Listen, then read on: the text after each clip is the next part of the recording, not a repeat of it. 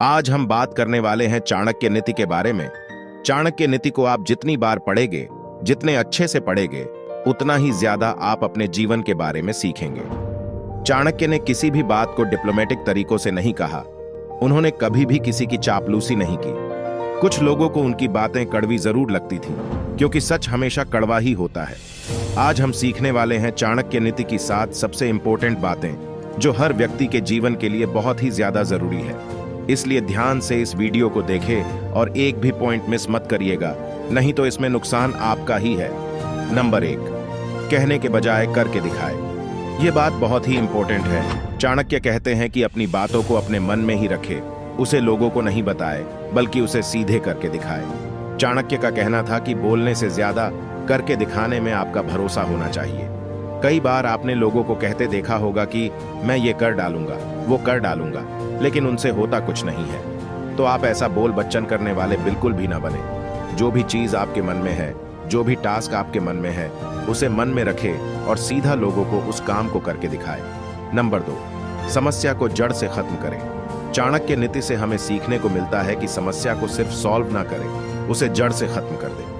हम लोगों की आदत होती है कि समस्याओं को धीरे धीरे सॉल्व करते रहते हैं, लेकिन कभी ये नहीं सोचते हैं कि समस्या को जड़ से ही खत्म कर देना चाहिए, ताकि वो समस्या भविष्य में कभी ना आए। यदि आप एक स्टूडेंट हैं तो मेरी इस बात को अच्छे से समझ पाएंगे, और यदि हिंदी मीडियम से है फिर तो बहुत ही अच्छे से समझ पाएंगे। आपने इंग्लिश सीखने के लिए कितनी बार टेंस सीखें, अगली क्लास में गए फिर से टेंस सीखें। आप बड़े हुए किसी कोचिंग क्लास में गए, आपने फिर से टेंस सीखने की शुरुआत की, लेकिन हुआ क्या, आप टेंस भी नहीं सीख पाए और इंग्लिश भी नहीं सीख पाए। इसका मतलब क्या?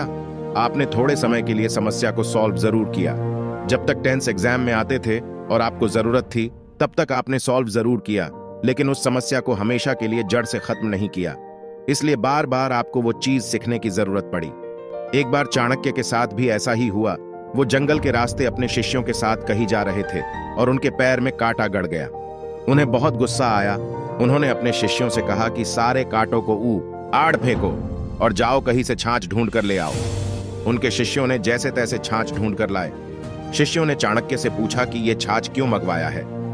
चाणक्य ने उन शिष्यों से उस छाछ को लिया और उन कांटों वाली जगह पर पूरा का पूरा छाछ डाल दिया और अपने शिष्यों को समझाया कि जब तुमने इन कांटों को उखाड़ा था तो ये थोड़े दिन के बाद वापस से उग जाते, लेकिन इसमें अब मैंने छाछ डाल दिया है। कुछ ही समय के बाद यहाँ पर चींटियां आ जाएंगी और पूरे के पूरे कांटे के तने को जड़ सहित खा जाएंगी। इससे कांटे वापस नहीं आ पाएंगे और जड़ सहित खत्म हो जाएंगे। इसलिए जीवन में हमेशा याद रखें कि समस्याओं को सिर्फ सॉल्व ना करे, उन्हें जड़ से खत्म कर दे।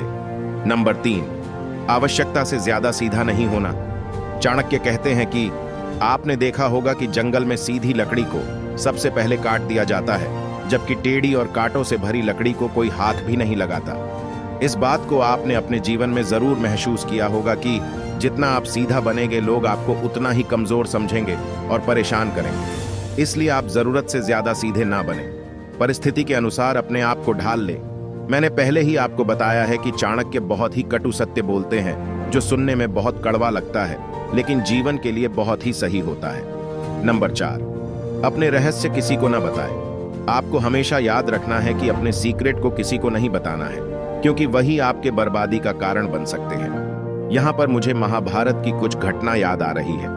आप सबने सुना होगा कि महिलाओं के पेट में कोई बात नहीं पचती। जब भी उन्हें कोई बात पता चलती है तो उनका मन करता है कि किसी और को वो बातें बता दे।